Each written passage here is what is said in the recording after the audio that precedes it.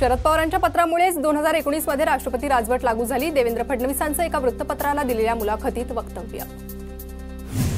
भाजपची सत्ता असूनही जर माझ्या सांगण्यावरून राष्ट्रपती राजवट लागत असेल तर फडणवीसांनी माझं राजकीय स्थान ओळखावं। राष्ट्रपती राजवटीबाबत फडणवीस यांच्या दाव्याचा शरद पवारांकडून समाचार। 2.5 वर्षांपासून फडणवीसांना खोटं बोलण्याचा रोग, यामुळे महाराष्ट्राचं नुकसान। संजय राऊतांचा फडणवीसांवर निशाणा। 2019 मध्ये भाजपसोबत जाण्यासाठी जयंत पाटील, राजेश टोपेंसह इतर आमदारांनी सह्या दिलेल्या नाशिकमधील सभेत अजित पवारांचं विधान।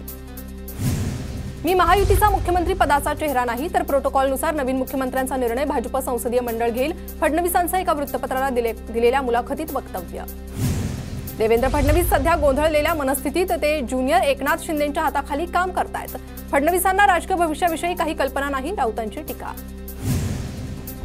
बटेंगे तो कटेंगे हा देशाचा इतिहास राहिलाय, योगींच्या विधानाला फडणवीसांकडून दुजोरा। योगी आदित्यनाथ लोकसभा निवडणुकीत त्यांच्याच राज्यात हरले। योगी आदित्यनाथ यांचं बटेंगे तो कटेंगे युपीतच चाललं नाही, महाराष्ट्रात अजिबात चालणार नाही, संजय राऊतांचा निशाणा। बटेंगे तो कटेंगे हे आम्हाला मान्य नाही, या घोषणेला मी आणि पंकजासह सर्वांनीच विरोध केला, अजित पवारांचं वक्तव्य। बटेंगे तो कटेंगेचा विरोध करणाऱ्यांना बहुतेक त्याचा अर्थ समजू शकला नाही किंवा त्यांच्या वक्तव्याचा वेगळा अर्थ काढला गेला असावा। अजितदादा पंकजा मुंडेंवरील प्रश्नावर फडणवीसांचं उत्तर। राज ठाकरे आमचे आहेत, मात्र महायुतीत 3 पक्ष असल्यामुळे चौथ्या पक्षासाठी जागा नाही। महायुतीत राज ठाकरे का नाहीत या प्रश्नावर फडणवीसांचं वक्तव्य। अमित ठाकरेंना आता पाठिंबा देणं शक्य नाही, शिंदेंच्या उमेदवारामुळे पाठिंबा देणं शक्य नाही, वृत्तपत्राला दिलेल्या मुलाखतीत फडणवीसांकडून स्पष्ट। राज ठाकरेंच्या हस्ते मनसेचा जाहीरनामा प्रसिद्ध। 2014ला दिलेल्या ब्ल्यू प्रिंटमधील अनेक गोष्टी जाहीरनाम्यात। 17 तारखेला शिवाजी पार्कवर सभा घेणार नसल्याचं राज ठाकरेंच्या विधानानंतर मनसेला परवानगी देण्यात अत्यंत उशीर झाला। मनसे आता सभा घेणार नाही, मनसेकडून स्पष्ट। ठाकरे गटही आता बाळासाहेबांना हिंदू हृदय सम्राट म्हणत नाही, तर शहजादे कुठून बोलणार, देवेंद्र फडणवीसांचा निशाणा। एकदा तरी राहुल गांधींच्या तोंडून हिंदू हृदय सम्राट बाळासाहेब ठाकरे असं म्हणायला लावा, मोदींचं उद्धव ठाकरेंना आव्हान। रिमोट कंट्रोल तुमच्या हातात देण्यापासून आम्ही वाचलो, तर शिवसेना तोडून बनवलेल्या शिंदे गटाचं रिमोट तुमच्या हातात। मोदींच्या वक्तव्यावर महाराष्ट्राची जनता विश्वास ठेवत नाही, राऊतांचा हल्लाबोल। शरद पवार काय आहेत हे मोदी आणि शहांना विचारा, शून्य कर्तृत्व असलेले लोक शरद पवारांवर बोलतात, संजय राऊतांचा राज ठाकरेंवर जोरदार निशाणा। जळगावच्या भुसावळ मतदारसंघाचे महाविकास आघाडीचे उमेदवार राजेश मानवतकरांनी घेतली संजय राऊतांची भेट। अकोल्यात उद्या होणारी राहुल गांधींची सभा रद्द, अकोला क्रिकेट क्लब मैदानात होणार होती सभा। 2014ला युती तोडून भाजपची 100% घोषणा, 100% भाजपा अशी घोषणा दिल्यावरच खरा घात झाला। ठाकरे गटाचे खासदार अरविंद सावंतांची भाजपवर टीका। विरोधी पक्षनेते विजय वडेट्टीवारांना दिलासा, वडेट्टीवारांच्या उमेदवारीला आव्हान देणारी याचिका हायकोर्टाच्या नागपूर खंडपीठानं फेटाळली। ज्याने मोठं केलं त्याला रस्त्यावर आणण्यासाठी भाजपशी हात मिळवणी, मिरजमधील सभेतून सुषमा अंधारेंचा शिंदेंवर निशाणा। भाजपनं सामान्य लोकांना झुकवलंय, भाजपसाठी आपल्याला महाराष्ट्र छोडो आंदोलन सुरू करावं लागेल।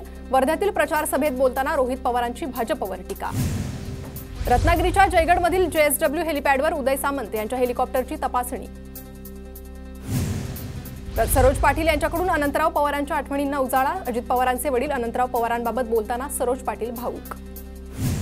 श्रीकांत शिंदेंचा आज धाराशिवमधील कळंब शहरात रोड शो, तर उमरगामध्ये जाहीर सभा होणार। तिरोडा मतदारसंघात विजय रहांगडाले यांच्याकडून जोरदार प्रचार सुरू, यात्रेच्या माध्यमातून नागरिकांच्या भेटीगाठी।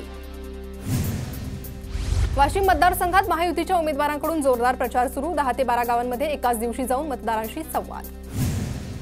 दौंडची निवडणूक ही जनतेने हातामध्ये घेतली आहे, 23 तारखेला आम्हीच गुलाल उधळणार, रमेश थोरातांकडून विश्वास व्यक्त। पुण्याच्या शिरूर हवेली मतदारसंघात विधानसभेचा प्रचार शिगेला, अजितदादा गटाचे माऊली कटके आणि शरद पवार गटाचे अशोक पवार यांच्यात लढत। भुसावळचे भाजप उमेदवार संजय सावकारे यांच्या प्रचारासाठी त्यांची पत्नी रजनी सावकारे मैदानात, शहरात भव्य प्रचार रॅली। कावराबावरा होऊन केंद्रावरून बाहेर पडला म्हणजे मत गेला समजा, कुणी मतदान केलं आणि कुणी नाही माझे एजंट सांगतील, अब्दुल सत्तारांची मतदारांना धमकी। आंध्र प्रदेशचे उपमुख्यमंत्री पवन कल्याण उद्या नांदेडच्या दौऱ्यावर महायुतीच्या उमेदवारांसाठी प्रचार करणार। हिंगोली विधानसभेत 17 तारखेला राज ठाकरेंची सभा होणार, हिंगोली विधानसभेत मनसेचे बंडू कुटे निवडणुकीच्या मैदानात। बीडच्या आष्टी मतदारसंघात भाजप बंडखोर उमेदवार भीमराव धोंडेंकडून जोरदार प्रचार, गोपीनाथ मुंडेंचा फोटो हातात घेऊन रॅली। करमाळा विधानसभेचे महाविकास आघाडीचे उमेदवार नारायण पाटलांची घोड्यावरून मिरवणूक, प्रचारादरम्यान बीटमध्ये ग्रामस्थांकडून पुष्पवृष्टी। नंदुरबार जिल्ह्यातील शहादा तळोदा मतदारसंघात महायुतीचे उमेदवार राजेश पाडवींकडून केंद्रीय मंत्री रक्षा खडसेंची सभा। महाविकास आघाडीचे उमेदवार वसंत गीतेंकडून प्रचार सुरू। मॉर्निंग वॉकसाठी आलेल्या नाशिककरांची भेट घेत प्रचार। पिंपरी चिंचवडमध्ये शंकर जगतापांसाठी पुतणी प्रचाराच्या मैदानात ऐश्वर्या रेणुसे जगताप यांचा काका शंकर जगताप यांच्यासाठी प्रचार। डोंबिवलीत बंजारा समाजाच्या मेळाव्यात भाजप नेते रवींद्र चव्हाण सहभागी। बंजारा बांधवांसोबत रवींद्र चव्हाण यांचा संवाद।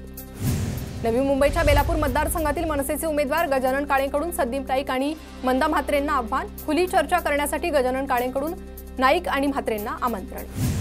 विधानसभा निवडणुकीच्या पार्श्वभूमीवर जालन्याचे जिल्हाधिकारी आणि पोलीस अधीक्षकांची मतदान केंद्रांना भेट।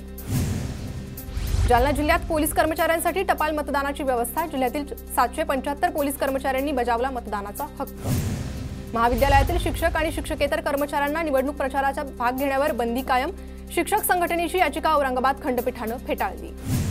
सोलापूरच्या करमाळ्यात विधानसभा निवडणुकीच्या पार्श्वभूमीवर रेकॉर्डवरील गुन्हेगारांवर हद्दपारीचा प्रस्ताव। कायदा मोडणाऱ्यांवर कायदेशीर कारवाईचा इशारा। वाशिम जिल्ह्यातील 3 मतदारसंघात निवडणुकीच्या कामासाठी 120हून अधिक एसटी बस 2 दिवसांसाठी राखीव। वाहतूक व्यवस्था कोलमडण्याची चिन्ह।